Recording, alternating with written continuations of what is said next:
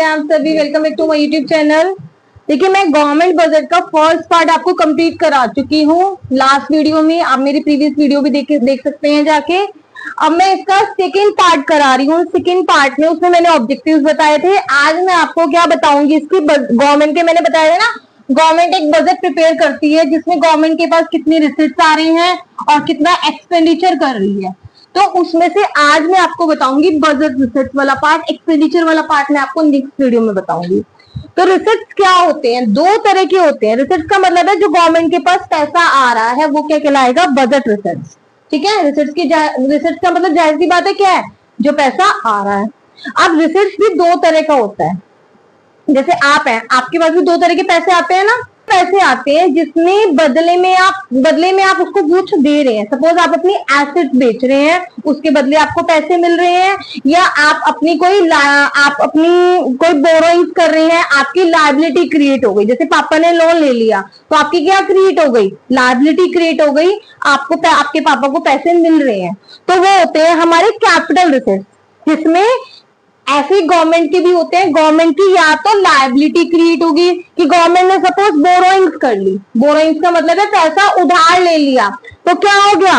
Government की liability create होगी। Government के पास पैसा तो आ गया, लेकिन गवर्नमेंट की क्या क्रिएट हो गई? लायबिलिटी क्रिएट हो गई। या हम ये भी कह सकते हैं जो कैपिटल रिसिट्स होते हैं वो होते हैं बायलिटरल। बाय मीन्स टू साइडेड, कि जिससे कि गवर्नमेंट की बैलेंस शीट पे फर्क पड़ता है। आपने बैलेंस शीट पढ़ी हुई है ना, लायबिलिटीज और एसेट, जिसमें बैलेंस शीट पे फर्क पड़ेगा।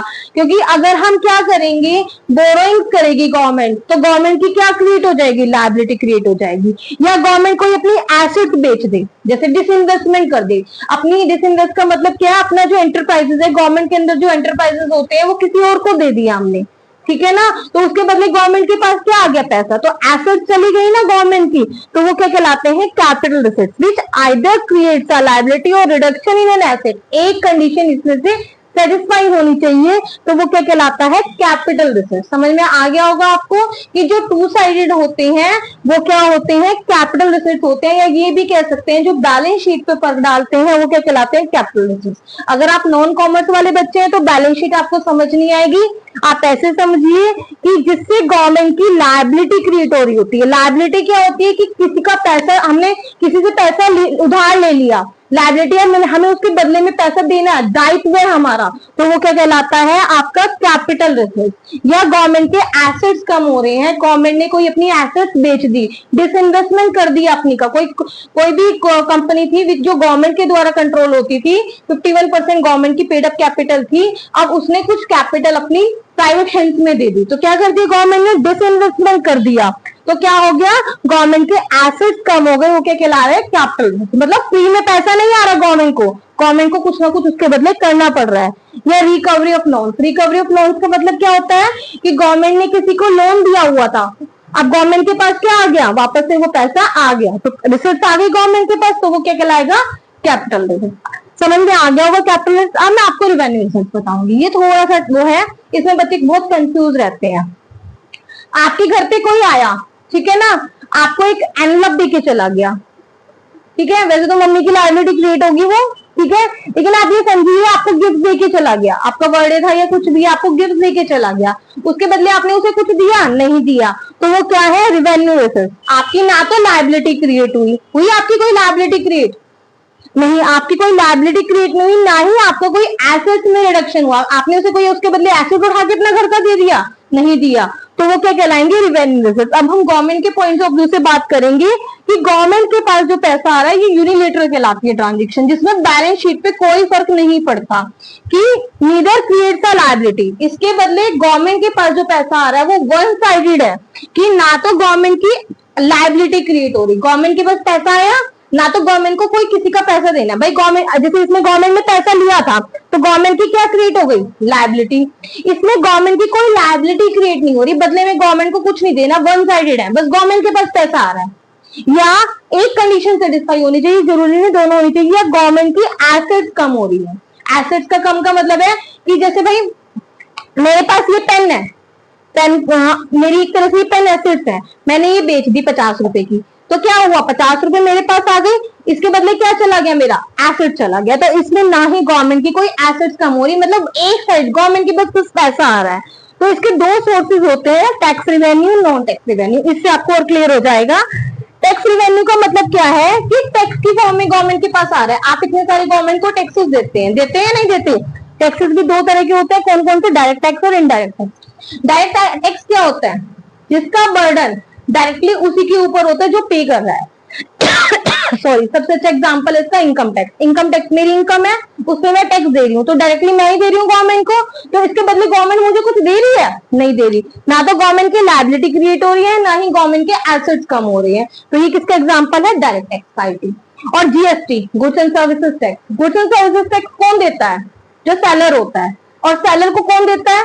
बायर। भाई मैंने 50 रुपए का कोई सामान खरीदा, उस पर 10 रुपए जीएसटी लगी, तो मैंने 10 रुपए किसको दिए? सेलर को। ठीक है, तो मैंने कितने का सामान खरीदा? 60 रुपए का। अब वो 10 रुपए गवर्नमेंट को कौन देगा? सेलर देगा। तो वो कौन दे रहा है? टैक्स कौन दे रहा है? सेलर। और बर्डन किसके ऊपर था?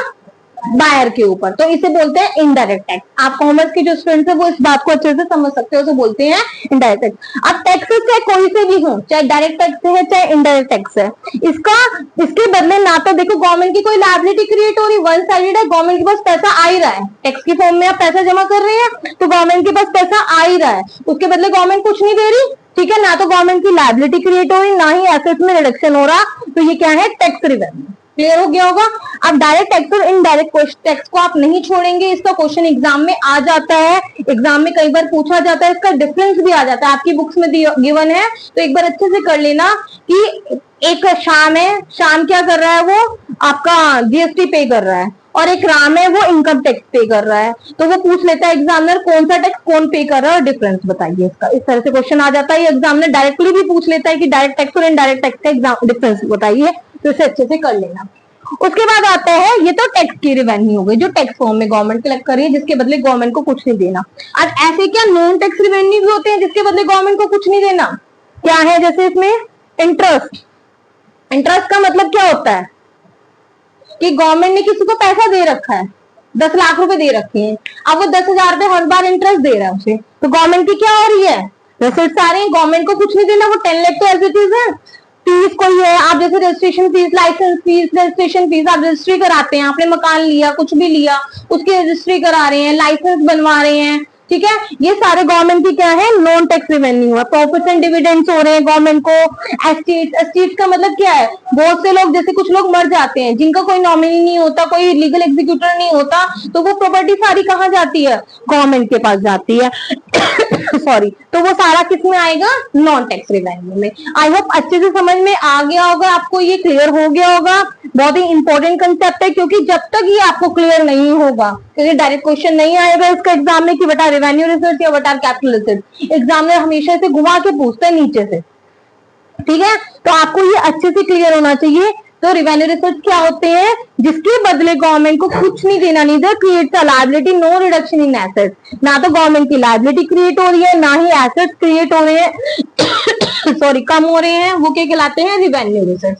और कैपिटल रिसर्च क्या होते हैं? इसमें इन दोनों में से एक कंडीशन सेटिस्फाई होती है, तो गवर्नमेंट की लायबिलिटी क्रिएट हो जाती है या गवर्नमेंट के एसेट्स कम हो जाते हैं, वो क्या कहलाते हैं? Capital research.